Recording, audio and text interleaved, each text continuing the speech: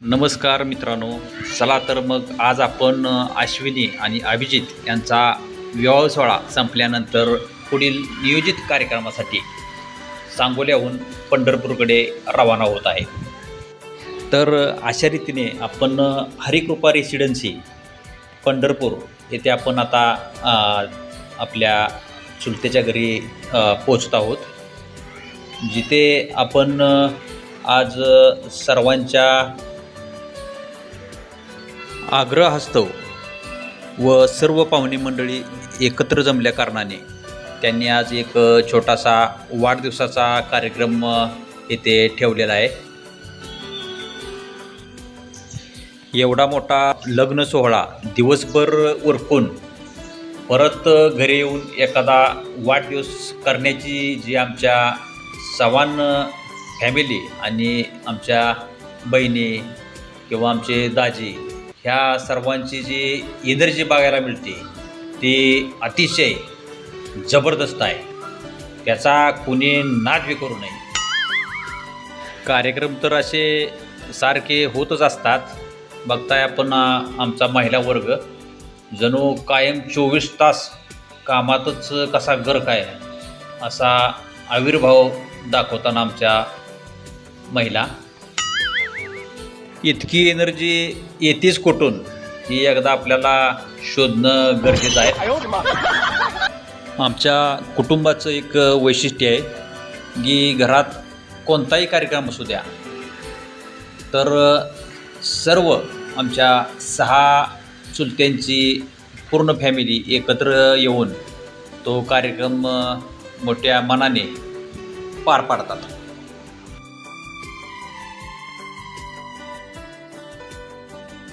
आमची बाचे कंपनी आपल्याला थोड्याच वेळात केक घेऊन येताना दिसत आहेत.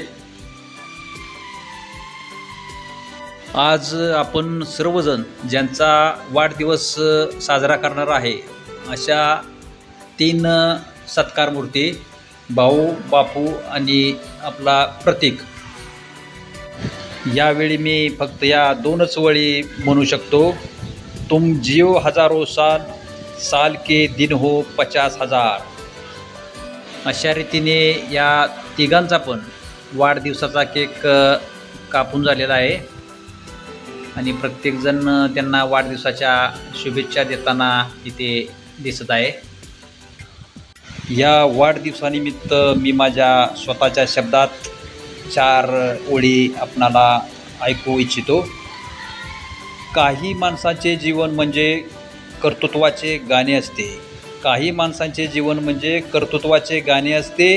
काही माणसाचे जीवन म्हणजे संघर्षाचे नाणे असते. संघर्ष आणि कर्तृत्व आपलं आमच्यासाठी प्रेरणा आहे. सह्याद्रीसारख्या माणसाला आमचा त्रिवार मानाचा मुजरा आहे.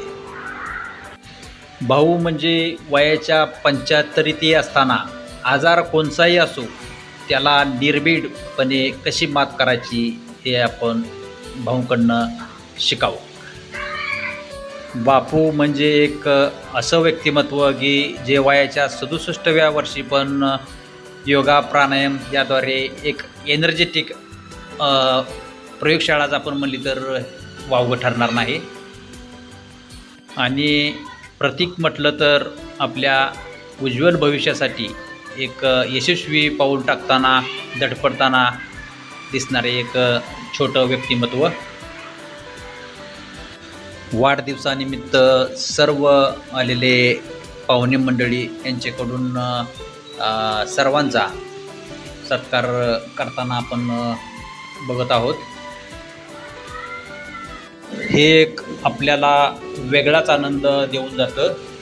इथे मुली आपल्या वडिलांना वाढदिवसाच्या शुभेच्छा देताना इथे पुढे आपण पाहत आहात की वय कितीही असू द्या पण आपल्यापेक्षा वयाने जे श्रेष्ठ आहेत त्यांच्या पाया पडण्याची जे आपली पारंपरिक जी पद्धत आहे किंवा जे संस्कार आहेत ते आजही आपल्याला इथे पाहावयास मिळतात. गमतीनंच बोलायचं म्हटलं तर सून आपल्या सासूच्या पाया पडताना 8 वेळा विचार करत पाया पडू का नको. आम्ही आमच्या सासांची किती सेवा केली यावर चर्चा रंगताना आपल्याला दिसत आहे. तुमची सेवा बघायला तवा कोण होतं यावर विरोधी पक्षाच्या जोरदार हालचाली सुरू असताना दिसत आहेत. हा वाढदिवसाचा कार्यक्रम आता झालेला आहे, त्यामुळे प्रत्येकजण आपल्या आपल्या घरी जायच्या तयारीत आपल्याला दिसत आहे. कारण दिवसभर लग्न समारंभात सर्वजण कंटाळून गेलेले आहेत. जरा गंमत म्हणून बोलायचं म्हटलं तर आमचं चव्हाण कुटुंब इतकं मोठं आहे की त्याला ग्रामपंचायतचं एखादं वार्ड जरी दिलं तरी ते सुद्धा कमी पडेल. अहो, कार्यक्रम कोणताही असू द्या, अशा लहान सहान गाड्या करण्यापेक्षा यांना किती वेळा सांगितलं आहे की अशोक लेलँडचा एखादा मोठा डंपर तरी घ्या. ही आमची हैदराबादवाली गँग. हैदराबादमध्ये यांना काय मोठं गाभाट गावलं की कार्यक्रम कोणताही असू द्या, एका रात्रीत कार्यक्रम उरकून सकाळपर्यंत हैदराबादमध्ये पोच.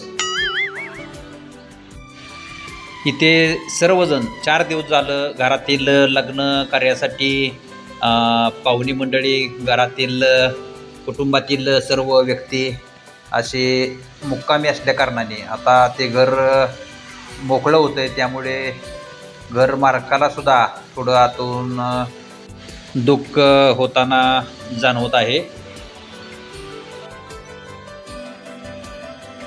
आता घरी गेल्यावर कसं करमायचं, आता इथून पुढचा कार्यक्रम कधी आहे यावर गहन चर्चा करताना ननंद भाऊजाई आपल्याला दिसत आहे.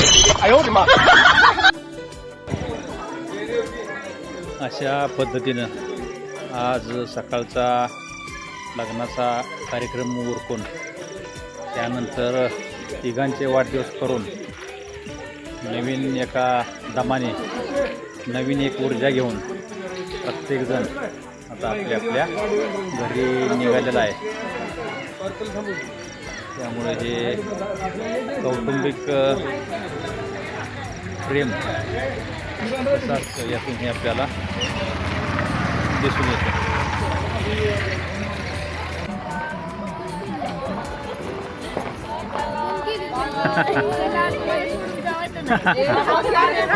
बेस्ट. चालतंय. Bye bye. हां हां.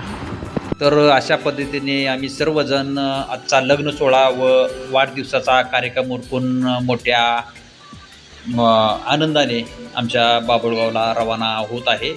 धन्यवाद.